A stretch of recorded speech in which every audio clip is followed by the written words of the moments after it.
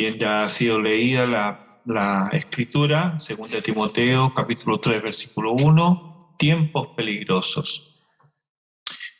Si usted quiere hacer un viaje por la carretera austral, debe estar dispuesto a cruzar algunas extensiones del mar en barcaza. Y la primera es en Puerto Montt, en la caleta La Arena, donde un viaje corto de poco más de 30 minutos cruza el seno de Reloncaví y llega al otro lado, que se llama Caleta Puelche. Cuando lo hice, el mar estaba algo agitado. Los vehículos fueron asegurados y partimos. Lentamente y con un balanceo cada vez más pronunciado dejamos atrás la costa. Todavía no íbamos la mitad del viaje y muchos estaban espantados. Y si hubieran podido, se habrían bajado. Yo me entregué al Señor.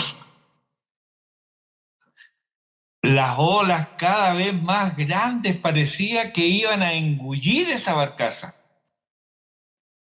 Fueron minutos eternos hasta que llegamos a la otra orilla, la caleta Puelche. He visto fotografías aéreas del lugar y es precioso. Yo no recuerdo haber visto tanta preciosura. Al parecer tenía otras preocupaciones que andar admirando el paisaje.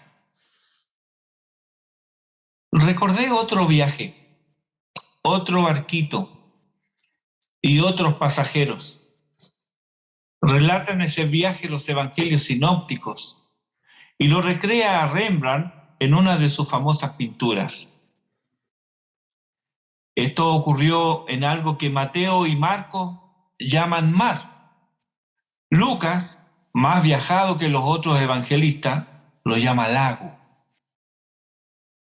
El lago de Genesaret, o lago de Cineret, o mar de Galilea, o mar o lago de Tiberíades, tiene una superficie de 166 kilómetros cuadrados. Todos esos nombres para lo mismo, mar de Galilea o lago, ¿ya? Es de agua dulce. Tiene 166 kilómetros cuadrados. Para que nos hagamos una idea, el lago Yanquihue tiene 860 kilómetros cuadrados. Tiene una longitud, el mar de Galilea, de 21 kilómetros, el Yanquihue de 42 kilómetros. Y tiene una profundidad, el mar de Galilea, de 40 metros como máximo, la media es de 25, y el lago Yanquihue tiene más de 300 metros de profundidad. Pero este lago, chiquito, diría Mariano, está en medio de cadenas montañosas de no tanta altura, pero como el lago está bajo el nivel del mar y al norte tiene al monte Hermón, que es de 2.750 metros, en primavera-verano descienden unos vientos muy fuertes, unas ráfagas muy fuertes, de manera repentina, y llegan a levantar olas de hasta 2 metros de altura. Son ráfagas de viento muy fuerte. Los tripulantes de la barca, la mayoría hombres de mar o pescadores, se vieron sorprendidos por la tormenta y algunos se desesperaron. Tal vez Judas, porque Judas no era marinero, Judas era de Judea. Pero tanto Marcos como Lucas registran que se adentraron en el lago por orden de Jesús. Él les dijo: pasemos al otro lado del lago. Lucas 8:22. Ellos debieron confiar en la palabra del Señor. Habían visto obrar su poder en diferentes milagros. ¿Cómo es que ahora dudaron? Bueno, así es la naturaleza humana, ¿verdad? Así somos. Vemos a Dios obrar y segundos después dudamos de su poder. ¿Somos así o no? Si continúas con el relato de los evangelios, te vas a dar cuenta que ellos llegaron a tierra firme. Y ahí salen a recibirle 2 endemoniados. Salieron de la tormenta para encontrarse con un endemoniado. ¿Qué prefieres? Aquí Mateo usa una palabra que se repite en nuestro texto de 2 de Timoteo 3:1. Dice en Mateo 8:28 que estos endemoniados eran feroces en gran manera. La palabra feroces, que ha sido traducida como feroces, es la que emplea Pablo aquí en 2 de Timoteo 3:1 y que en nuestras versiones ha sido traducida como peligrosos. Los endemoniados eran peligrosos en gran manera y de igual manera lo son los tiempos presentes. Pues aunque nuestro texto dice los postreros días, estos días peligrosos comenzaron con la venida de Cristo. Pedro así lo declara con ocasión del derramamiento del Espíritu Santo profetizado por Joel para los postreros días. Y Pedro, inspirado por el Espíritu de Dios, dice ahí en Hechos 2:16, refiriéndose a este hecho, esto dice, es lo dicho por el profeta Joel. De manera que ya estamos en los postreros días. Estos son los días peligrosos. ¿En qué sentido estos días son peligrosos? Bueno, en varios sentidos. Ante el peligro, es normal sentir temor y miedo. Algo que amenaza nuestra vida es atemorizante y a veces nos paraliza. Estamos en un mundo hostil y debemos prepararnos para el sufrimiento. Varios textos de Primera de Pedro nos afirmarán en esa idea. Primera de Pedro, capítulo 2, versículo 20. Mire lo que dice. Si haciendo lo bueno sufrís y lo soportáis, esto ciertamente es aprobado delante de Dios. Primera de Pedro 3:14. Si alguna cosa padecéis por causa de la justicia, bienaventurados sois. Por tanto, no os amedrentéis por temor de ellos, ni os conturbéis, sino santificad a Dios el Señor en vuestros corazones. Esa es parte del versículo 15. Primera de Pedro, capítulo 4, versículo 16. Si alguno padece como cristiano, no se avergüence, sino glorifique a Dios por ello. Primera de Pedro 4:19. Los que padecen según la voluntad de Dios, encomienden sus almas al fiel Creador y hagan el bien. Primera de Pedro capítulo 5, versículos 9 y 10. Resistid firmes en la fe, está hablando del diablo, sabiendo que los mismos padecimientos se van cumpliendo en vuestros hermanos en todo el mundo. Mas el Dios de toda gracia, que nos llamó a su gloria eterna en Jesucristo, después que hayáis padecido un poco de tiempo, Él mismo os perfeccione, afirme, fortalezca y establezca.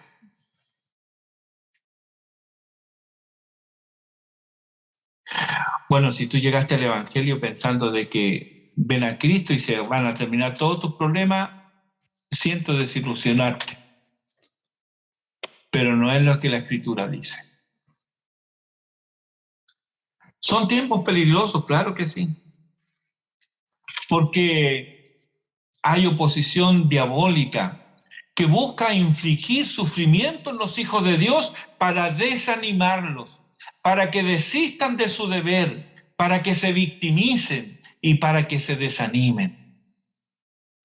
A ellos les escribe Pablo en Gálatas 6:9: no nos cansemos, pues, de hacer el bien, porque a su tiempo segaremos si no desmayamos. Así que, si te sorprende el sufrimiento, lo siento, pero acostúmbrate. Y toma para ti las palabras dichas a Pablo en Hechos 9:16. Yo le mostraré cuánto le es necesario padecer por mi nombre. Este es el Pablo que le escribe al joven Timoteo. Este es el Pablo que, como lo haría cualquier padre responsable, prepara a sus hijos para que estos se enfrenten la vida, no con un rosario de poemas o asegurándoles que al final del arco iris habrá una olla llena de doblones de oro, sino que los disciplina para que adquieran las herramientas que necesitarán y el carácter, el temple necesario para enfrentar la adversidad, la frustración y el desánimo. 1 Timoteo capítulo 6, versículo 12 le dice Pablo a Timoteo: pelea la buena batalla de la fe. ¿Lo oye? Es una batalla, ¿sí? Eso significa que hay un contrincante y este no será amable contigo, ni te dará tregua. Estará dispuesto a luchar hasta el final. Y si tú no te empapas del mismo espíritu, ya estás derrotado. Es cansador. Claro que sí. Serás tentado a dejar de luchar y solo dejarte arrastrar por la corriente. Pero ni aún así, ni aún haciendo esto, obtendrás paz o reposo. Debes echar mano de la vida eterna. Recurre al arsenal celestial provisto para ti. Ahí están los medios de gracia. Aférrate a las preciosas y grandísimas promesas. Cree en el Dios vivo. Cree que estás seguro en sus manos y que nadie podrá arrebatarte de ese lugar de privilegio. En 2 Timoteo capítulo 2, versículo 1, le vuelve a decir Pablo a Timoteo: tú pues, hijo mío, esfuérzate en la gracia que es en Cristo Jesús. ¿Eres hijo de Dios? Pues esta palabra es para ti. Debes esforzarte, no en tus propias fuerzas, sino en la gracia.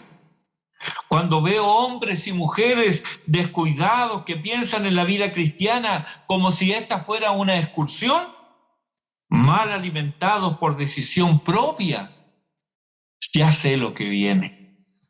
Una seguidilla de lamentos propia de niños, una victimización, un buscar en otro la fuente de sus desgracias. No, hermano. 2 Timoteo capítulo 2, versículo 3 nos dice: tú, pues, sufre penalidades como buen soldado de Jesucristo. ¿Ves? Las penalidades y el sufrimiento son parte de la vida.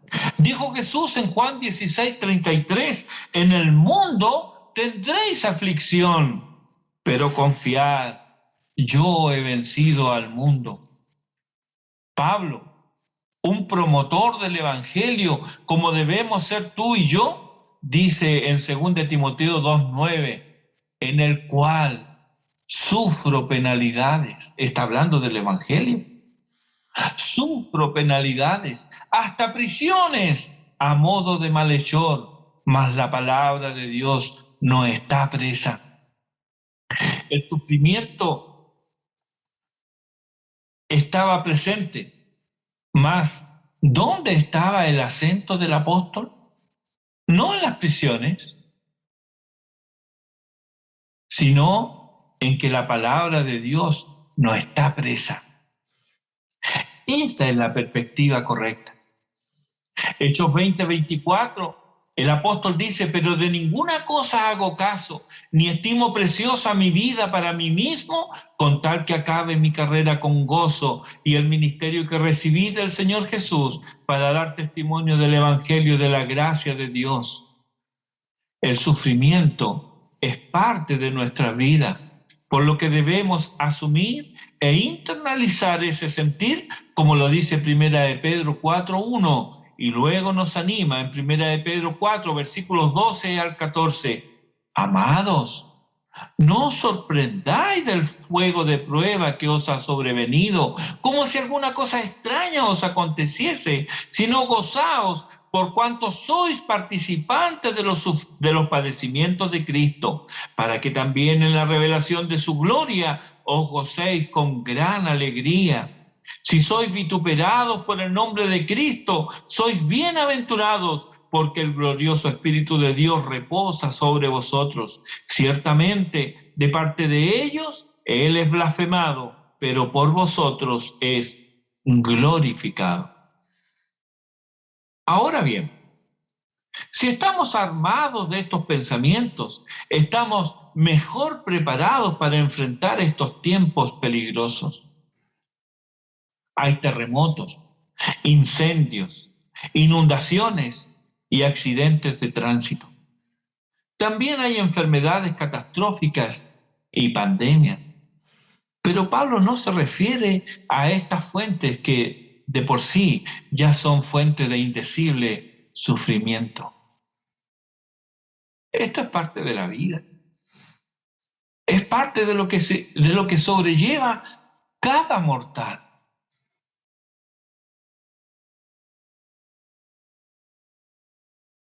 Fue el mismo Jesús quien en Mateo 10:17 nos puso sobre aviso. Y Él nos dijo algo: guardaos de los hombres. Lo mismo hace Pablo aquí en 2 Timoteo capítulo 3, versículo 2. El versículo siguiente: porque habrá hombres amadores de sí mismos. Y seguramente, y tal como lo dice Calvino, esta primera característica encierra o engloba los defectos restantes.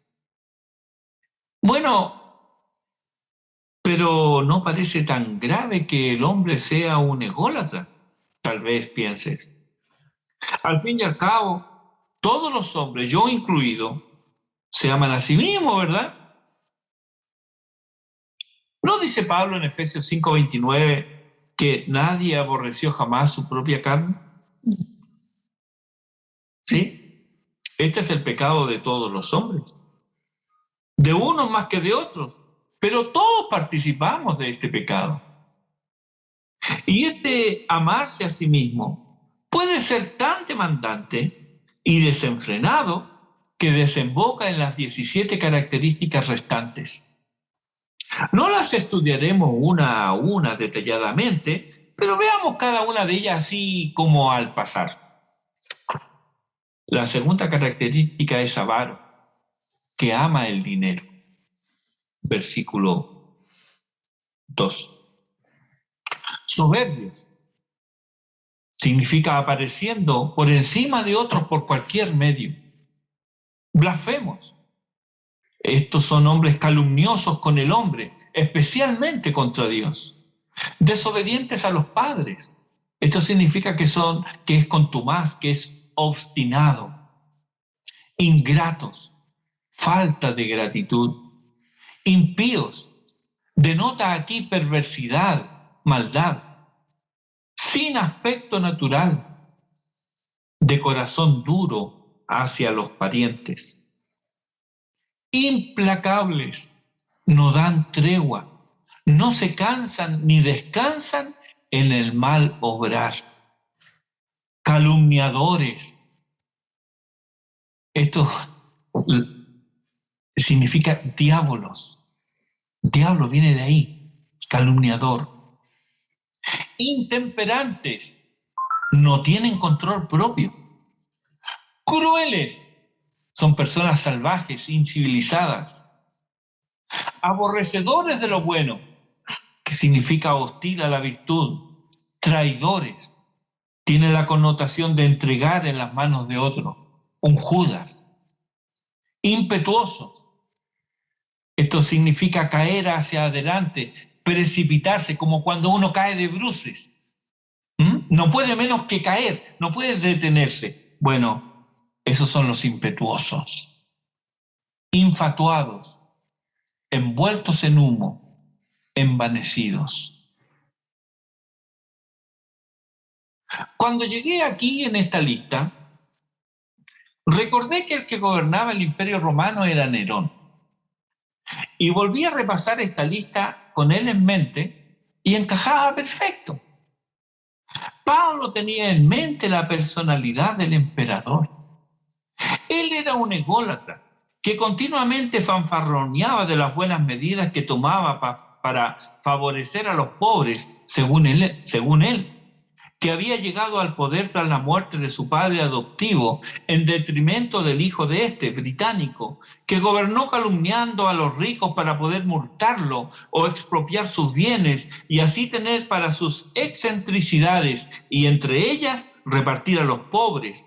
Era contumaz y obstinado y nada lo hacía desistir de sus propósitos. No mostró gratitud ante quien lo adoptó. Antes bien participó solapadamente en su muerte. Fue reconocido por ser un hombre perverso y lleno de maldad. No tuvo afecto por nadie, ya que asesinó a su madre y mató a su segunda esposa, Popea, cuando ésta estaba embarazada y la mató de una patada. Fue implacable en perseguir a enemigos reales e imaginarios. Un verdadero diablo, que significa calumniador. No tenía control propio, era un salvaje, joven y bien parecido. Comenzó a reinar a los 16 años, se suicidó a los 30, era de cabello rubio, rizado y tenía los ojos azules. Fue hostil a cualquier virtud, traicionó a parientes y amigos, era precipitado, impulsivo y envanecido. Creo que ponerle Nerón a un perro es insultar al perro. Curiosamente, el año 2009, el alcalde de Anzio, ciudad donde nació Nerón, quiso reivindicar su nombre y mandó a erigir una estatua en su honor. Y ahí está, en Anzio, Italia, a 53 kilómetros al sur de Roma. Así que cuando vaya a Italia, vaya ahí. La estatua es de 2 metros de alto, de pie con su toga sobre un pilar, el brazo derecho extendido señalando el mar y una mirada impenetrable. Hay una placa con su nombre completo en italiano, Nerone Claudio Cesare Augusto Germanico. Y recuerda que nació en Anzio el 15 de diciembre del año 37. También dice esta placa, durante su mandato el imperio disfrutó de un periodo de paz, de gran esplendor y de importantes reformas. Nada dice que saqueó las arcas del Estado y la dilapidó entregando las manos llenas a los pobres. ¿Recuerdas pan y circo? Bueno, de ahí viene. Y cuando se acabó esa riqueza, persiguió a los ricos con impuestos cada vez más altos, los acusaba injustamente para multarlos o para expropiar sus bienes y también apoderarse de sus herencias. Las importantes reformas fueron principalmente que los pobres disfrutaban del deporte, espectáculos, las termas, ocio y educación, igual que los ricos, hasta que el dinero se acabó.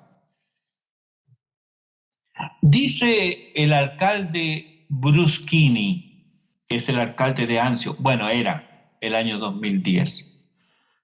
El alcalde Bruschini dijo lo siguiente, en mi opinión, Nerón fue un buen emperador, incluso magnífico, tal vez el más amado de toda la época imperial y un gran reformista. Los senadores eran ricos y poseían esclavos. Él tomó parte de esas riquezas y se las entregó a los pobres. Fue el primer socialista. No lo digo yo, lo dijo el alcalde Bruschini, el alcalde de Anzio. Este era el hombre que tenía prisionero a Pablo. Este hombre vil y amoral, en cuanto vio la oportunidad de favorecerse, no escatimó esfuerzos en culpar a otros de sus desaciertos en el gobierno. Y aprovechando el gran incendio que arrasó Roma el año 64, y que muchos creen que fue intencional y provocado por él, culpó a los cristianos del mismo, iniciando así las persecuciones imperiales contra los creyentes. Los cristianos, entre ellos Pablo y Pedro, fueron perseguidos, arrojados a las fieras, obligados a pelear contra gladiadores y fieras en el circo romano. Fueron torturados, decapitados y convertidos en antorchas humanas donde se quemaban sus cuerpos empalados, untados en brea para iluminar las calles de Roma. Sin embargo, es por este mismo gobierno infame por el cual Pablo aboga que se interceda ante el trono celestial. 1 Timoteo capítulo 2, versículos 1 y 2 dice: exhorto ante todo a que se hagan rogativas, oraciones, peticiones y acciones de gracias por todos los hombres, por los reyes y por todos los que están en eminencia, para que vivamos quieta y reposadamente en toda piedad y honestidad. La razón de orar por los gobernantes no es para que estos triunfen en sus propósitos, cualquiera que estos sean. No, ellos son impíos y se oponen a Dios en hechos, palabras y pensamientos. Quieren imponer un estilo de vida que ofende la decencia. Quieren ser los censores de la moral y modificar las conductas de los ciudadanos. Quieren imponer la mentira y ahogar la verdad. No debemos orar para que ellos triunfen en sus malvados propósitos. Debemos orar para que triunfen en todo lo que es bueno. Y lo bueno no lo dictamina la sociedad impía, sino que debe concordar con lo natural, con la creación y la revelación de Dios. Debemos orar para que su voluntad, la voluntad de Dios, sea hecha, así como en el cielo, también en nuestra nación. Debemos orar para vivir en paz, en reposo, para hacer lo que le agrada a Dios. Nerón fue un tirano, un dictador, un loco y un desalmado. Y aunque creo que Pablo tenía en mente en lo que a ausencia de virtudes se trataba al gobernante de la época, su pensamiento iba más allá y por lo mismo es más asombroso y desconcertante.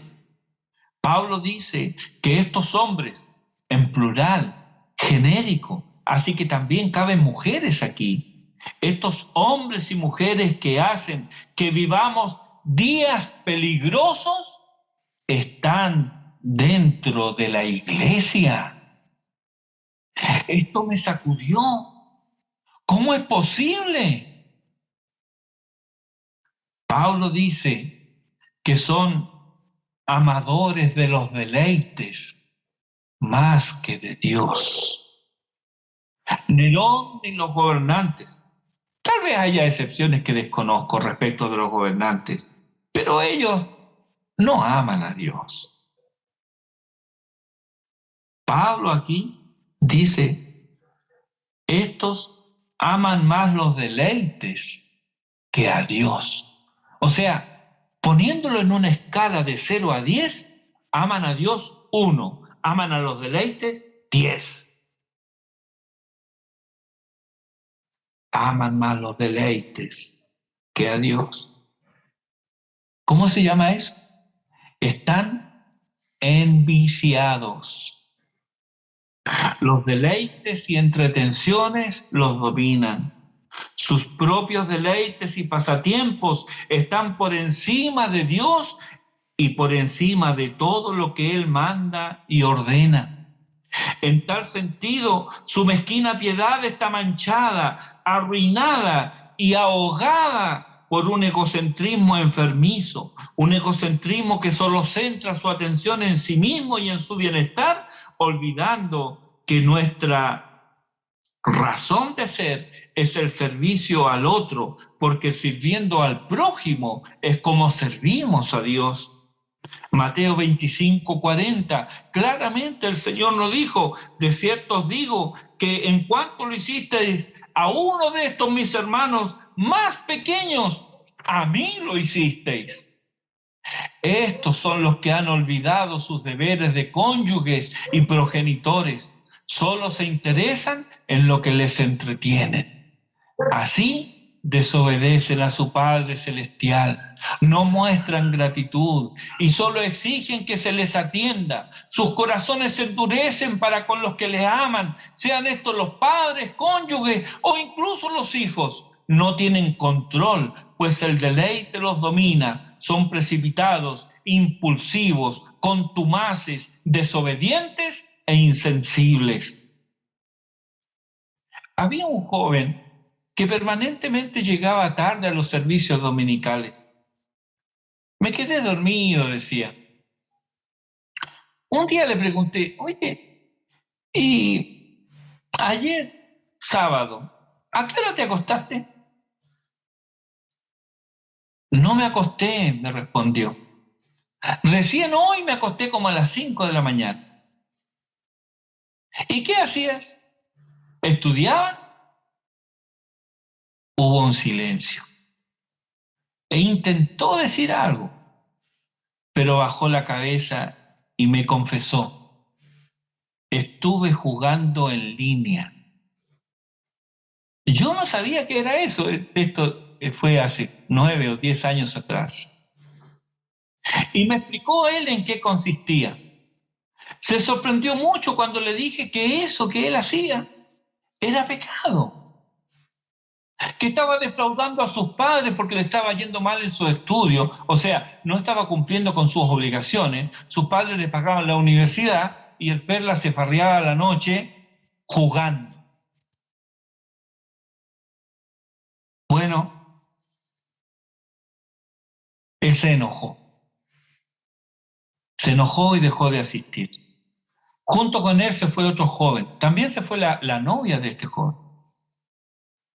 Todos ellos participaban de esos juegos. No quisieron renunciar a ellos. Amaban más los deleites que a Dios. Querido hermano, ¿nunca has leído que debes comprobar lo que es agradable al Señor? Efesios 5:10. No es que seamos graves, hermanos, no. Hay lugar para el ocio. Pero debes comprobar lo que es agradable al Señor. ¿Nunca has leído que es tu deber aprovechar bien el tiempo porque los días son malos? Efesios 5:16. Querido hermano, los días son malos, feroces, peligrosos, y debes usar los dones y bienes que Dios te dio de tal manera que lo honres a Él y seas de bendición a tu prójimo. Entonces será de bendición para tu vida. También debes saber que tendrás que dar cuenta a Dios por el uso que le diste a estos dones y bienes. Efesios 5:15 nos dice Pablo: mirad pues con diligencia cómo andéis, no como necios, sino como sabios. Hay dos maneras de andar, querido hermano.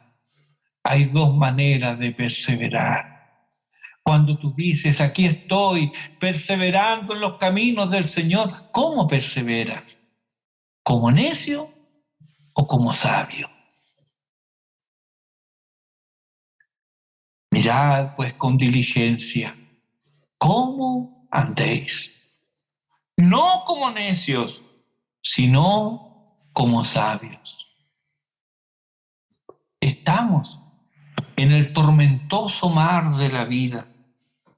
Tal vez vez tu barca está ahora en relativa calma, donde un sol generoso ilumina el profundo mar azul, quieto y sosegado, como si de un piso de mármol se tratara. Pero no te confíes. Los vientos soplan de repente, violentamente, y las olas que estaban bajo tu embarcación ahora parecen querer apoderarse de ella. Ahí, si tus manos no son expertas en tomar los cables de la fe y levantar las velas de la esperanza, quedará en evidencia que tu fe es fingida. En palabras del apóstol, tendrás apariencia, solo apariencia de piedad, pero esta nada puede hacer por ti, porque has despreciado al Señor y capitán de tu vida. Sí, hermano, vienen días peligrosos, vienen días peligrosos y debemos preparar. Debemos alimentarnos, robustecer nuestros músculos espirituales. Porque mira, en esta pelea en la que hemos entrado, tenemos un enemigo implacable que no le puede decir, dame un minuto. No, no hay espacio. Debes pelear. Como dice Pablo en Efesios 6:10, en Efesios 6, y habiendo acabado todo, dice, estad firmes. Esa palabra ahí es un término militar, estete. ¿Qué significa? Que está parado con un pie hacia adelante, el otro hacia atrás, firmemente parado, cubierto con su escudo y la espada en la mano, y a 1 metro de él está el área limpia. Eso es estete, estar firmes. ¿Y cómo lo vas a hacer? Si descuidas los medios de gracia, ¿cómo lo vas a hacer si desobedeces a tu Señor? ¿Cómo lo vas a hacer si esa armadura que aparece ahí en Efesios capítulo 6 la dejas de lado? No, es que es incómoda, es que me incomoda y te sientes como David con la armadura de Saúl. Pero no, hermano, la armadura que Dios te da es para ti, no es la armadura de otro, es la tuya. Vienen días peligrosos. Pero no te quiero asustar con esto, ¿sabes por qué? Porque nuestra barca está en las manos del piloto más experimentado. Se dice que durante mucho tiempo solamente pilotos chilenos pilotaban las naves extranjeras que pasaban por el Cabo de Hornos. Solamente ellos eran los expertos en pasar por esas turbulentas aguas donde se unen los océanos. Eran pilotos experimentados. Y en el sur, en esa región, tanto del Estrecho de Magallanes como más al sur, es un lugar donde hay muchos naufragios. Hombres que se aventuraron solos, sin el conocimiento previo, a cruzar esos mares. No aventures tu vida sola. Nuestra barca está en las manos del piloto más experimentado. Él lo guiará aún más allá de la muerte, dice su palabra. No temas, por lo tanto, Cristo va al timón. Y si Él dirige la embarcación, mira, no zozobrarás. Pero si te empeñas en dirigir tu vida, en tomar tus propias decisiones en oposición a tu Señor, no puedo garantizarte que llegarás a buen puerto. Pero has de saber que aún ahí puede asirte la mano del Dios Todopoderoso. Pero, ¿por qué esperar el naufragio para clamar? ¿Por qué puede esperar el hundirse para, como Pedro, decir, Señor, sálvame que perezco. No. ¿Por qué mejor no entregarle ahora el control de tu barca a Jesucristo? Deja el timón de tu vida y entrégaselo a Cristo. Deja que Él sea el director de tu vida, que Él te dirija, que Él dirija tu vida, que Él dirija tu embarcación. Él sabe cuáles son los lugares difíciles a sortear.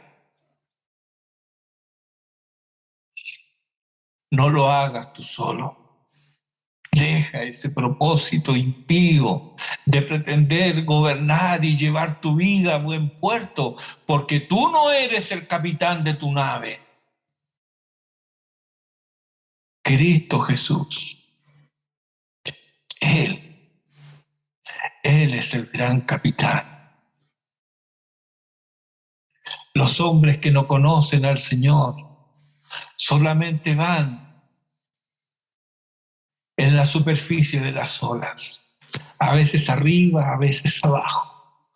No van a ningún lado, no van a ninguna parte, porque no saben dónde ir. Pero aquel que ha puesto su confianza en Cristo sabe que hay un puerto seguro donde llegar. Y el que lo puede conducir ahí se llama Jesucristo. Deja que Él ocupe la posición de director de tu vida. Entrégale tu vida a Cristo. Ven a Él. Él te dice, al que a mí viene, no le echo fuera. Que este 2022 navegues con Jesucristo y continúes con Él hasta llegar a puerto seguro. A fin de cuentas, hermanos, no importan las tormentas y las tempestades de la vida. Lo que realmente importa es quién va contigo en la travesía.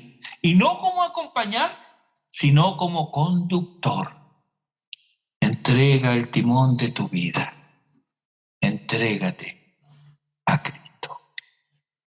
Amén. Oremos.